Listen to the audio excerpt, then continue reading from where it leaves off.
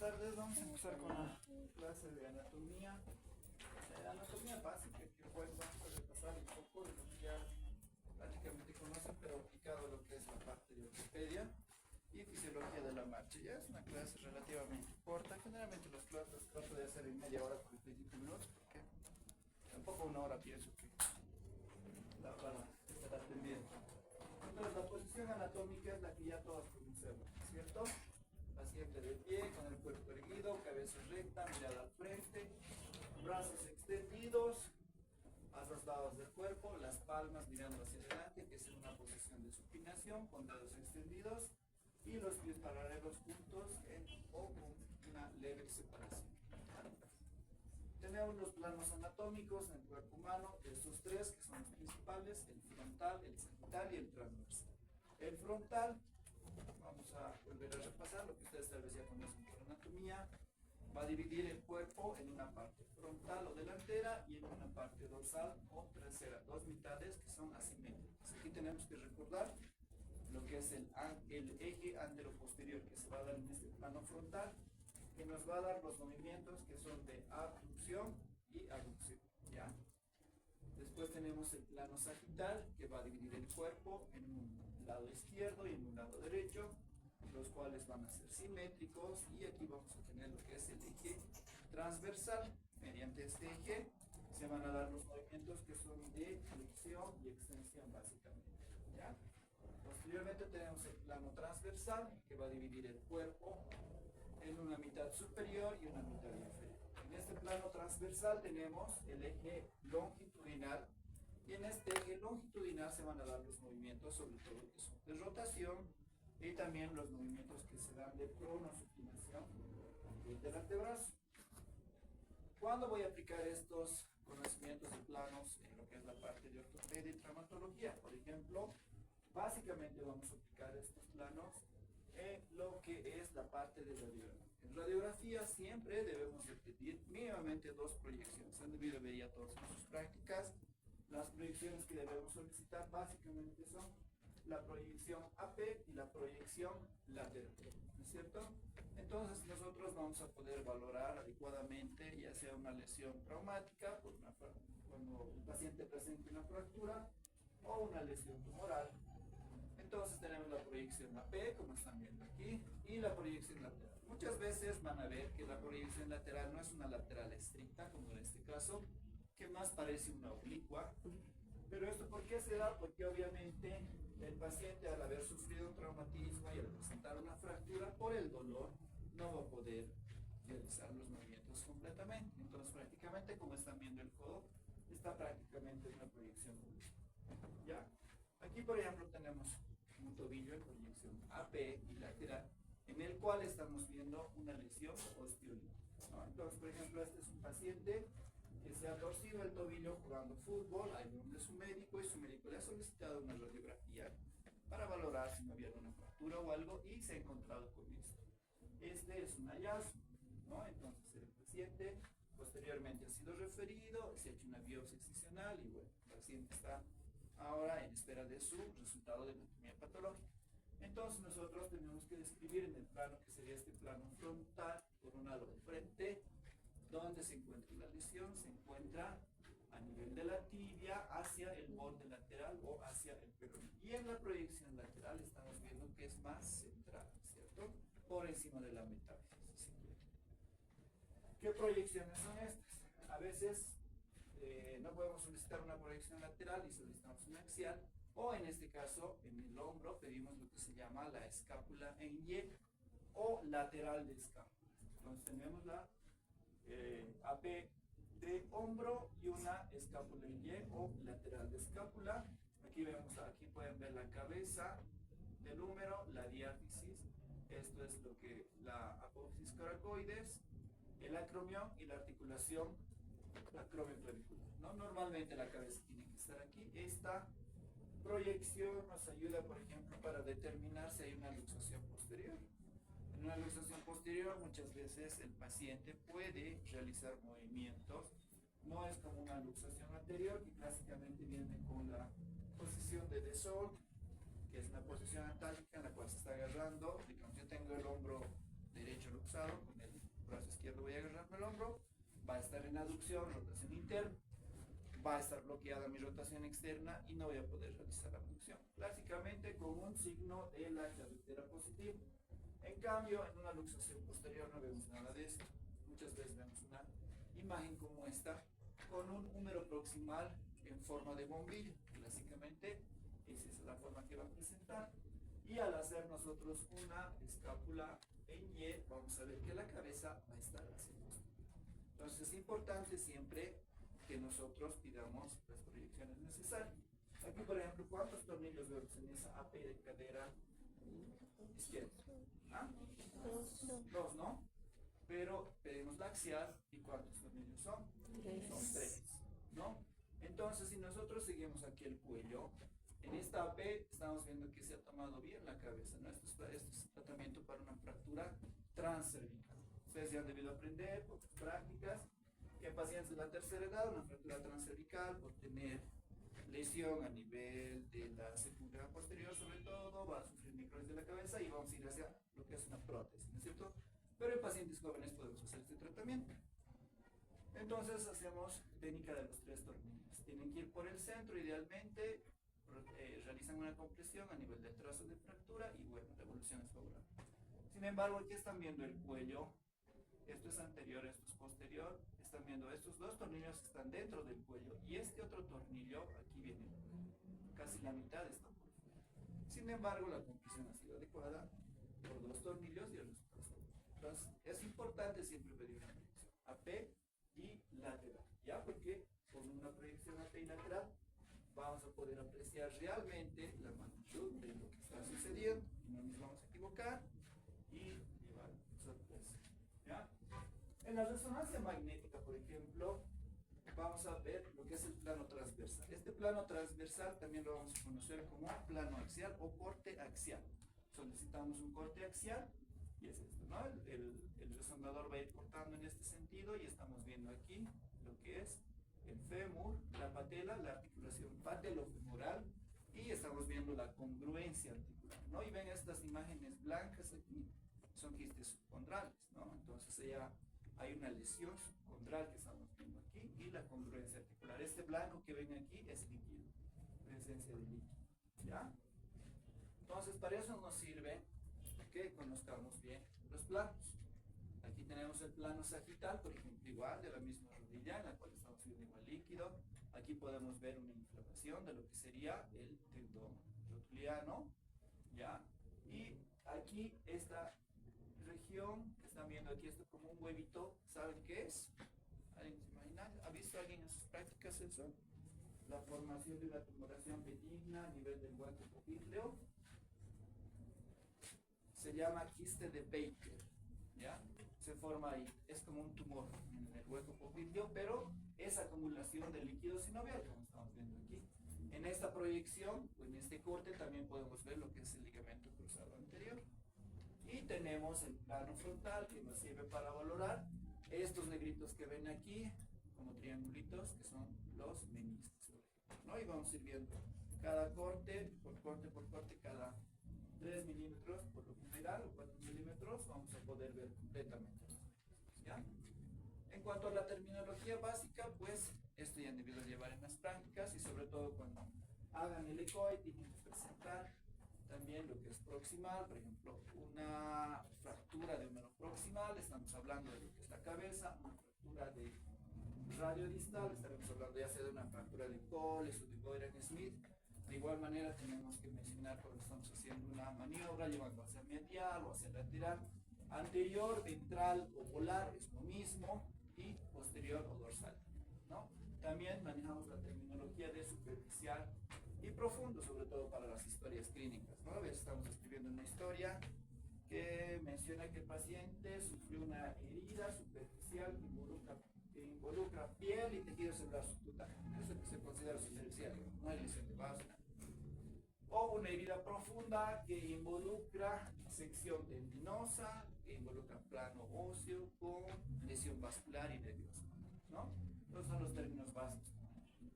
Lo que les había mencionado, los movimientos que se van a dar en el plano sagital van a corresponder al eje transversal. ¿Cuáles van a ser? Los movimientos de flexión y extensión. En el plano coronal vamos a tener el eje antero-posterior, en el cual tenemos movimientos de abducción y aducción. Y en el plano transversal tenemos el eje longitudinal, en el cual tenemos la rotación y los movimientos de pronación y supinación de las piernas. Un poco sobre fisiología de las articulaciones. Sabemos que es un conjunto de elementos que van a unir dos o más huesos, ¿no? Que van a posibilitar la interacción entre estos y van a estar estabilizadas por elementos o estabilizadores primarios y secundarios. ¿Cuáles son los estabilizadores primarios? Tenemos que recordar generalmente los engrosamientos de la cápsula, que son los ligamentos principales y los ligamentos secundarios, que pueden estar por fuera de la cápsula, y los estabilizadores secundarios están considerados los músculos, ¿ya? Entonces tenemos que recordar la anatomía. Por ejemplo, ¿qué son las entesis? Es la zona donde se van a unir ya sea los músculos o los ligamentos al hueso. Y ahí por eso tenemos una patología que se llama entensitis. Entonces la entensitis es la inflamación de esta región, ¿no? De la unión, ya sea de un tendón o de un ligamento, lo que es el hueso. Por ejemplo, la entensitis del tendón rotuliano, ¿no? O la entensitis de la pata de ganso, ¿no? Que sería a nivel de la cara interna de lo que es la rodilla. ¿Cómo clasificamos las articulaciones? Rápidamente, la sinartrosis, que son las que no permiten movimiento, ¿no? Son fijas. Teóricamente aquí está lo que es la sindesmosis, que son articulaciones también conocidas como fibrosas. Tal vez han escuchado, y sí, aquí se produce cierto movimiento de pistonaje, ¿no? El peroné no es fijo a la tibia, tiene cierto movimiento de pistonaje, ¿ya? Pero está considerada como una sinartrosis. Y tenemos la sincondrosis o articulaciones cartilaginosas, que como exponente tenemos las condrocostales. Tenemos las anfiartrosis, que permiten cierto movimiento. Los extremos óseos van a estar cubiertos por una placa de fibrocartílago, y aquí tenemos lo que es la sínfisis del pubis. Como sabemos, en las mamás, cuando van a dar a luz, se va a producir cierto movimiento, cierta apertura a nivel de lo que es la sínfisis del pubis, se va a dar. También, como ejemplo, tenemos los discos intervertebrales. Y tenemos las diartrosis, ¿no? Que son las articulaciones que tienen la mayor movilidad. Flexión, extensión, rotación. Están revestidas de una sinovial, por lo cual van a tener líquido sinovial, además que están revestidas de cartílago y hialino, tienen una cápsula articular, ligamentos y, en el caso de la rodilla, por ejemplo, meniscos, ¿cierto? Ahora pasamos ya a la marcha normal, a los conceptos básicos. Es la forma de desplazamiento en posición bípeda del ser humano. Como saben, los humanos somos los únicos que podemos movilizarnos de forma bípeda. Si bien alguna vez han visto perritos caminando un poquito, no es la forma natural de movilizarse, ni tampoco de los monos, ¿ya?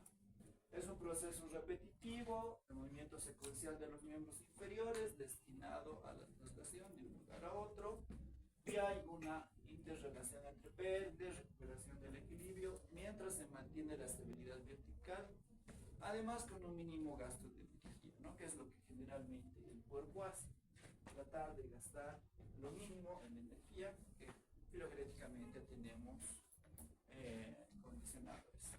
Estas son las edades del desarrollo de la marcha, que son relativas, ¿no? O sea, no se cumple por completo en todas las personas, pero es así. Se estaciona a los 6 meses, gateo 9, camina con ayuda a los 12, independiente 15 meses, corren a los 18, y teóricamente todos adquirimos un patrón de marcha a los 3 a 5 años, ¿ya?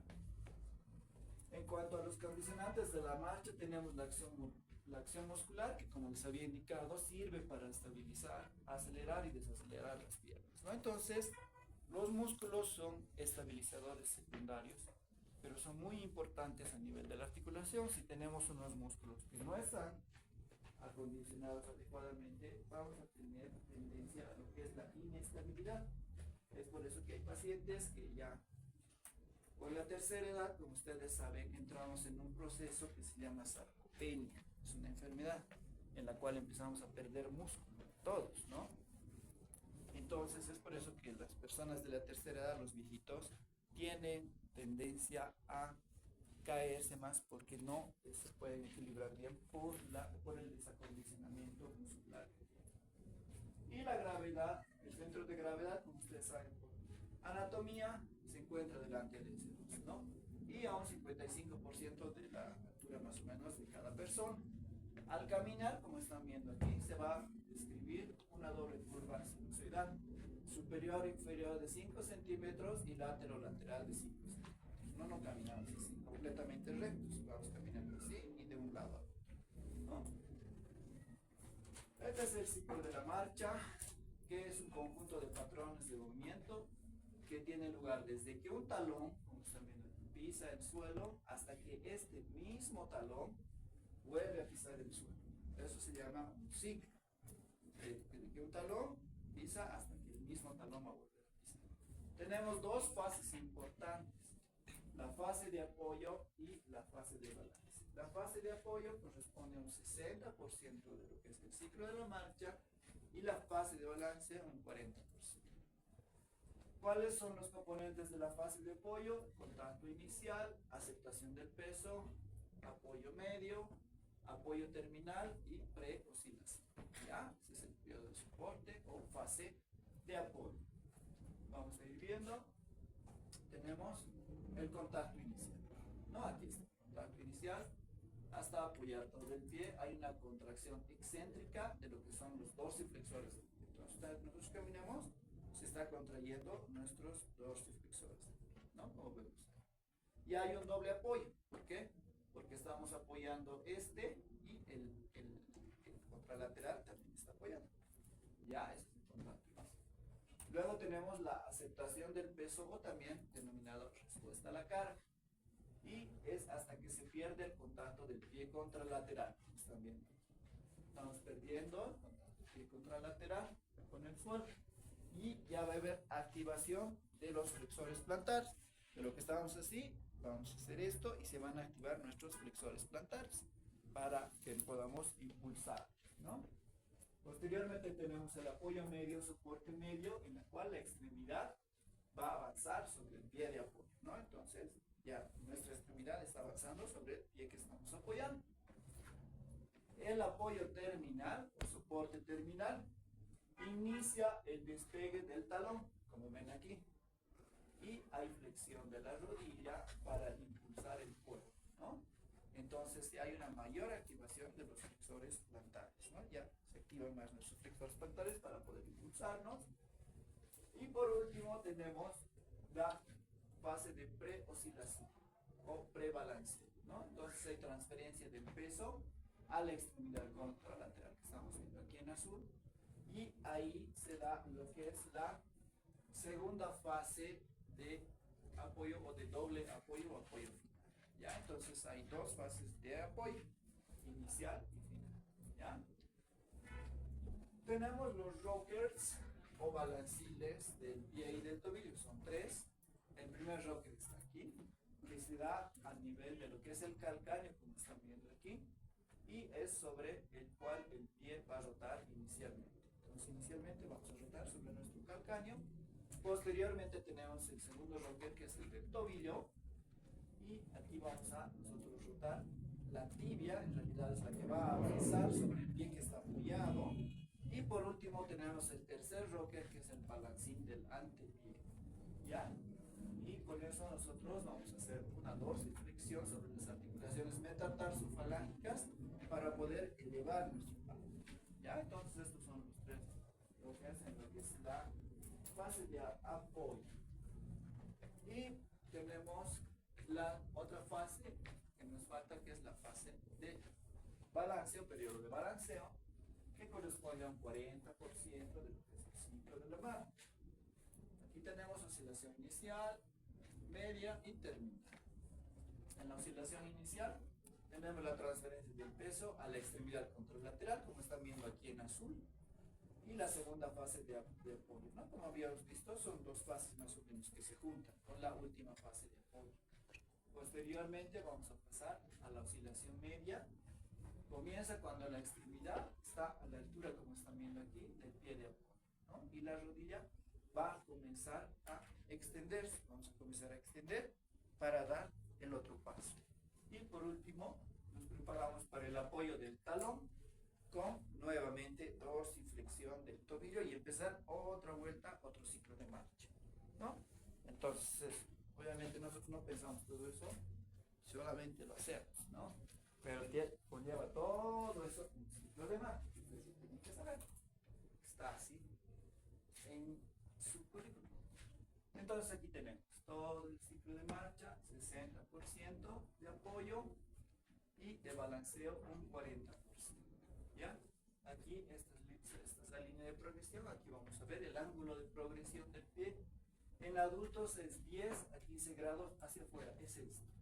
¿Ya? Generalmente todos tenemos a pisar hacia afuera, ¿no es cierto? A eso le llamamos autoen.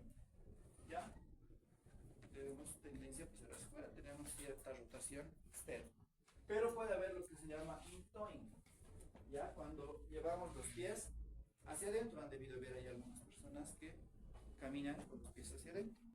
Cuando se da eso, por ejemplo, en la anteversión femoral. Cuando hay un exceso de anteversión femoral, se va desde la cadera esto hacia adentro.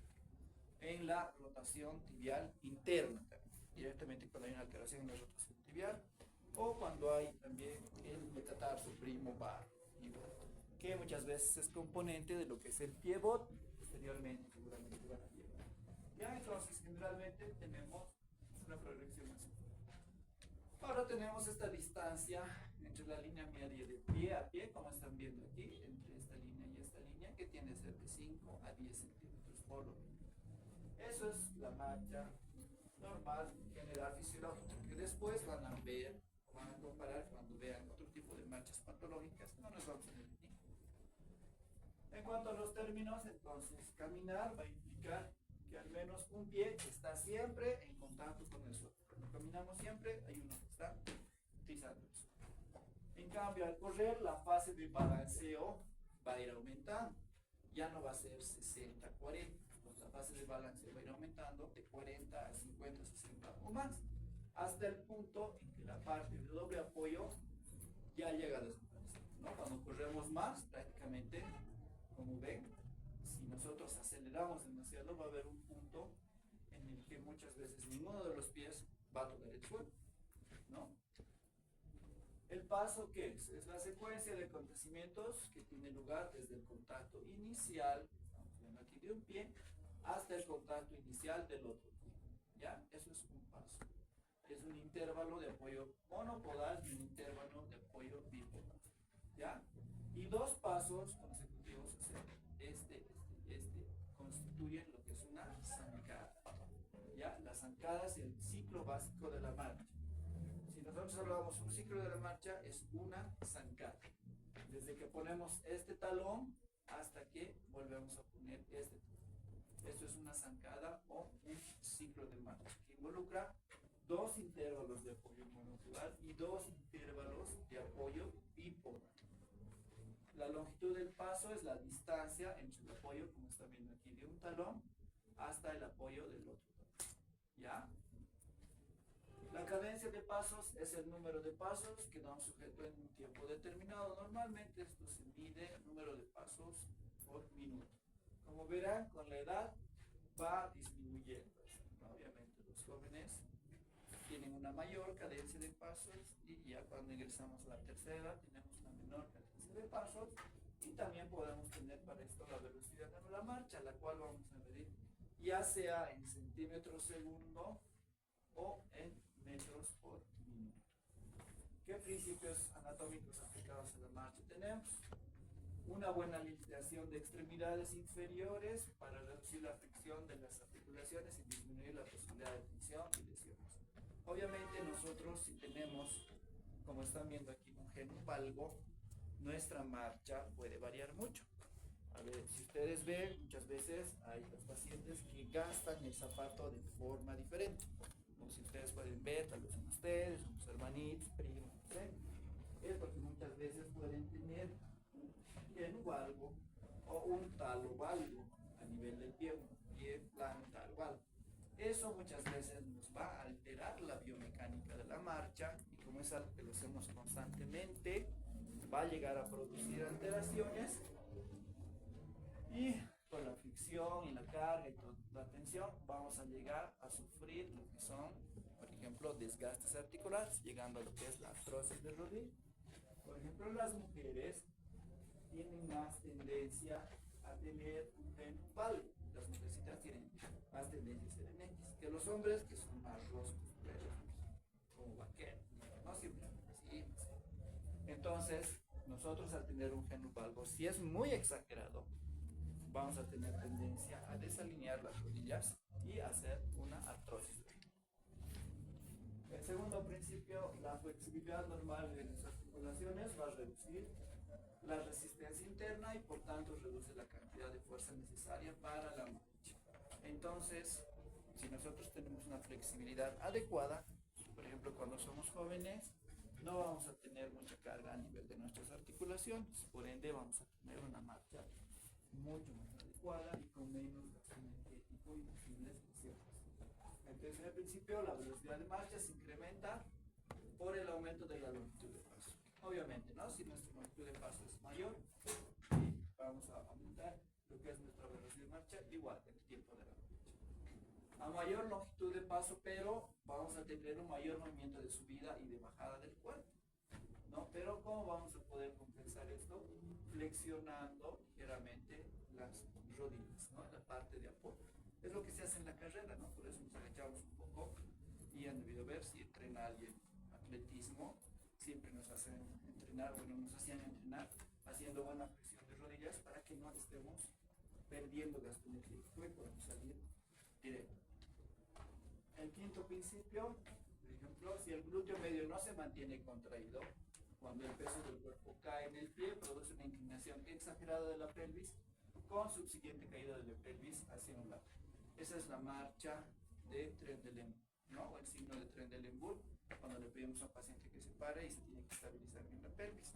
Y si no, si tenemos un glúteo medio que es insuficiente, posiblemente por acortamiento, como es lo que pasa en algún problema de cadera, como en una luxación de cadera de nacimiento, digamos, entonces vamos a tener la marcha de Trendelenburg.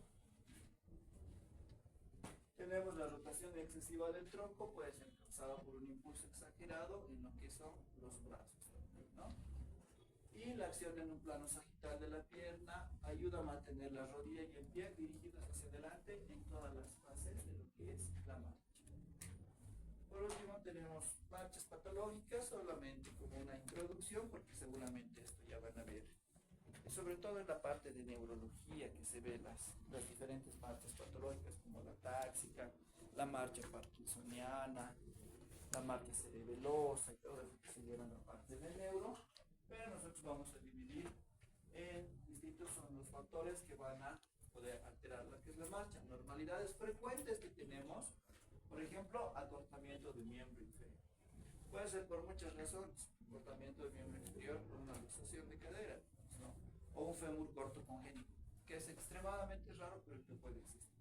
O por una fractura, digamos, ¿no? Que ha consolidado mal, con un vicio de consolidación o con una angulación diferente. Las anquilosis, ¿no? Cuando hay un bloqueo articular. Una anquilosis, como sabemos, es la pérdida del movimiento de una articulación de causas patológicas, o una limitación en la amplitud articular. Limitaciones en la amplitud articular, por ejemplo, tenemos cuando hay una ruptura del menisco, muchas veces en asa de balde la rodilla tiende a bloquearse. El paciente no puede flexionar completamente porque le llega a doler, entonces dice el paciente se me bloquea, ¿no? Inestabilidad articular o marcha táctica por algún tipo de dolor, como por ejemplo la artrosis. Déficits neurológicos de origen central, hemiplegia, espasticidad, ataxia, el parkinsonismo y lesiones neurológicas periféricas, ¿no? Ya hay parálisis extensoras de la cadera, del glúteo medio, cuádriceps isquiotibiales ya, que van a afectar a un grupo muscular específico.